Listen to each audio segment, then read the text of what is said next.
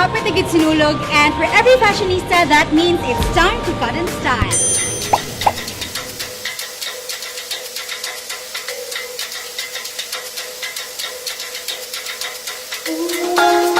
So we are here at Island Souvenirs, the mastermind for cut and style, to pick out our festival outfits. So let's do this.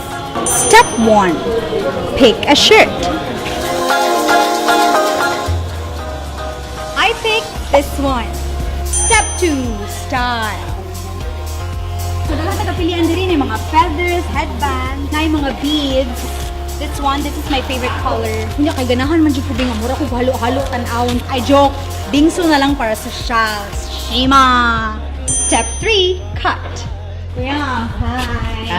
Kanang nan ako napili nga shirt. Pero akong ganan nga design kay crop top siya. Pero kanang di maklaro akong bilbil kaya. Kaya kayo. Ay, love you, kuya. Sige. And the big reveal. Joke. Di pa pwede pakita. Unya na fashion show.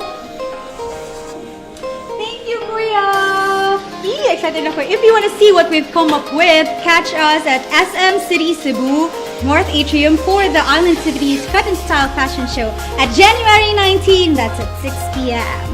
Oh my god, wait, there's more. If you missed my Christmas dinner, don't you worry. Island Souvenirs is hosting a meet and greet for me and 10 of my avid fans. That would be on January 16 at the SM City North Wing Atrium. That's at 5 p.m. So mga sis and orbs, log on. So all you have to do is post your Sinulog OOTD in the comment box with the following hashtags.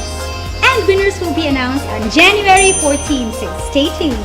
There you go! I can't wait to meet all of you mga sis and orbs. Pizza nyo!